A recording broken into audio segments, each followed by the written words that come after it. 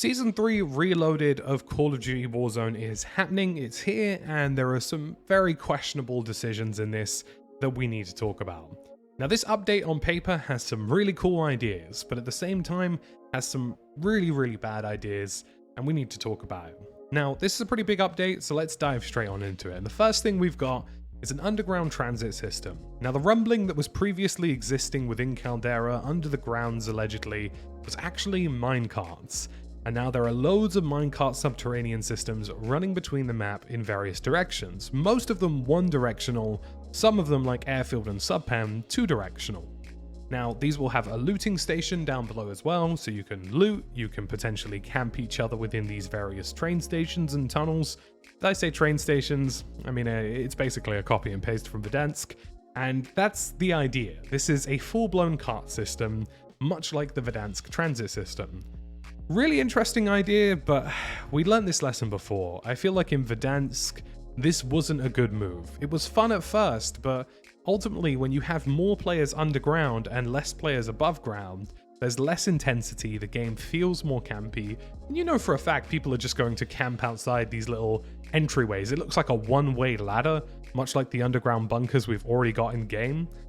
So I think this is a bit of a swing and a miss. It's obviously very easy for Toys for Bob to add this to the underside of the map because there's no assets there, but we've seen this happen before, and I really don't think this was a good move for Caldera, and I think it's going to make the map less intense than it already was. But I'm interested to hear your opinions in the description and comment section below.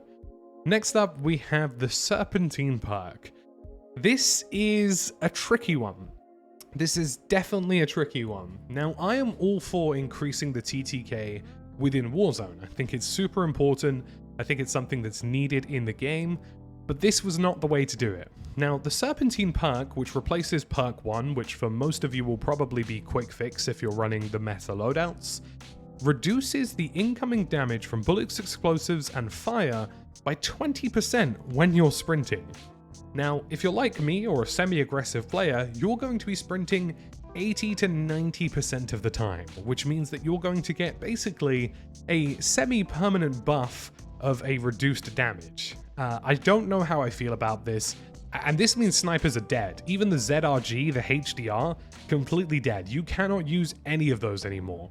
It means that a moving target who is sprinting can no longer be one-shot headshot at range because the reduced damage is 20%. They say that this is not allegedly an auto pick, considering that quick fix exists, but this absolutely is an auto pick. 20% reduced damage plus stims is utterly crazy. You could have tempered, you could have this, and you could run stims, and you would literally be a walking juggernaut. And the only combating, or the only sort of support you get in this situation, is that if you shoot somebody with Serpentine, a snake indicator will appear. This is just nowhere near good enough. Like, this is going to make the game super unreadable. It's going to make the game frustrating for people using long-range assault rifles and sniper rifles because some players will go down quickly and others won't. And this is yet another layer of confusing information that not only the average player won't want to know, but even the most complicated and advanced players of high KDs won't want to constantly have in consideration. It's going to feel like a lot of BS. It's going to feel like you're getting killed by BS or players are living more than they should. And again, I'm all for increasing the TTK, but I think this was a bad move. Now, next up, we have a few introductions of some cool ideas. We have the Gulag entry token, which is something I'm a big fan of, and it's also in combination with the Redeploy extraction token. Now, if you pick up a Gulag entry token after you've had your first Gulag, it means that you won't have to be brought back by your players. You'll have another opportunity to Gulag again. So it's a bonus Gulag, and you can only get one of these tokens, and they're semi-rare in the game. If you find a Redeploy extraction token, which are super rare, these grant you instant redeployment to the game even if you get killed. No Gulag, no $4,000 from your friends, just straight back into the action. And I think this is a cool idea on paper. I'm a little bit worried about what it's going to be like with multiple players parachuting back in, especially in late stages of the game. I think it's a cool move, and it's definitely going to keep lobbies alive for longer, which is definitely needed in Warzone with a better mid-game. But I think, again, another layer where things about readability start coming into the question. Now, the next one is another questionable two introductions. Two things that on paper are a cool idea, but could be a problem. We have the speed boost, which already exists in Clash, but now exists in regular Caldera. And if you open a supply box and it's got a speed boost, you get a temporary movement buff, which many of you will know is very, very quick.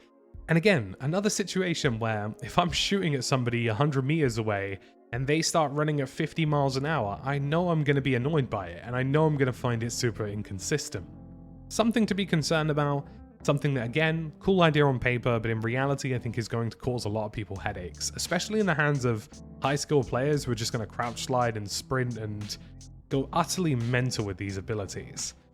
And the next is Radar Jammer, which is, again, cool idea on paper, but another unreadable introduction to the game.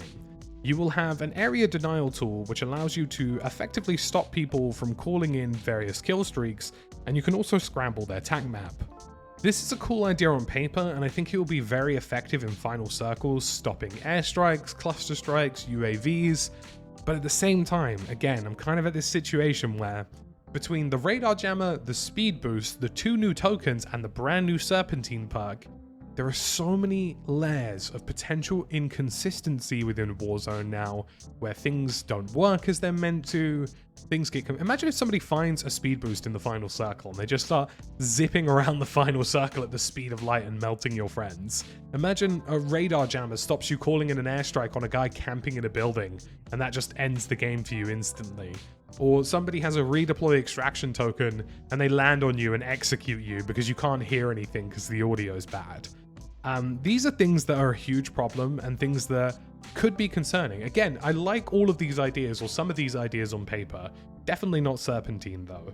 But I think when you combine all of them together, you're getting into a very complicated area of Warzone where things are overly advanced. They're doing a little bit too much. There'll be an introduction of high-value loot zones into Warzone now in the standard Battle Royale, which is cool, and again, great idea. I think this is something that a lot of BRs have, but I guess the issue is now that we've got these new tokens, we know exactly where people are going to rush in order to get them. Moving on, we have the Champion of Caldera mode, and this is actually a fantastic mode. I think this is one of the best additions in this update note, and loads of you guys love Rebirth Resurgent solos, because solos are too campy and they're boring, and this gets rid of all of that. 150 players, but there's a continuous circle that's constantly collapsing. All operators spawn in with a custom loadout, a gas mask, and a single redeploy token. There's also higher tier loot, rarer loot, and you can collect cash off of your opponents to buy advanced UAVs and even specialist bonus for a large fee. But if you kill a player, you automatically instantly refill your health, equipment, and ammo, which means that this mode is going to be a super aggressive form of solos, and possibly, again, one of the best versions or variants of solos we'll see in Warzone, and I really hope they keep this LTM. Next up, there are some changes to Rebirth Island with occupation scans activated, and this is an in-game event. The radar towers appear to have some ability to scan for hostile forces, and at some point during the Rebirth Resurgent map, operators may be alerted of an occupation scan.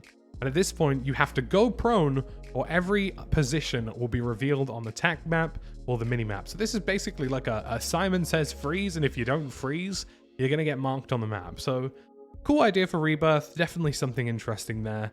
And generally speaking, it appears that there are going to be some more updates to Rebirth Island in the future. So for those of you who have enjoyed Rebirth Resurgence and Rebirth Reinforced, this is where it's going to be.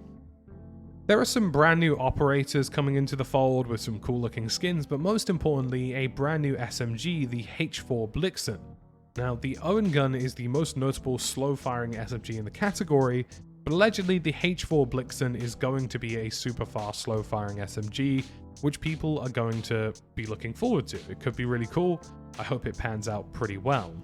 There's also going to be some various different bundles, including Spilled Ink, Mastercraft bundles for more weapons, and other things going on as well. Interestingly though, there is no mention of the alleged redesigned audio system that's supposed to be deploying with this update. Now I don't know if this was supposed to be in this update. It's said in the past that there was supposed to be an audio update to the game, but it appears as though this has just sort of slipped through the gaps. I don't know whether it's because the update wasn't ready in terms of how the audio should work, or if they just forgot to mention it in the patch notes, but seemingly the audio update might not be coming in Season 3 Reloaded, so I think we're just going to have to wait to see. Overall though, I think this is a very interesting update. I'll be interested to see how the pick rate for certain perks and certain pieces of equipment changes, but ultimately I think some of these decisions are a bad decision. I like the idea of the tokens, I like the idea of the radar jammer, but the speed boost and the Serpentine Perk seem like a really bad idea to me, and I think it's something that will affect Warzone negatively. Let me know what you guys think in the comment section down below. As always, thank you for watching, and I'll catch you again in the next one.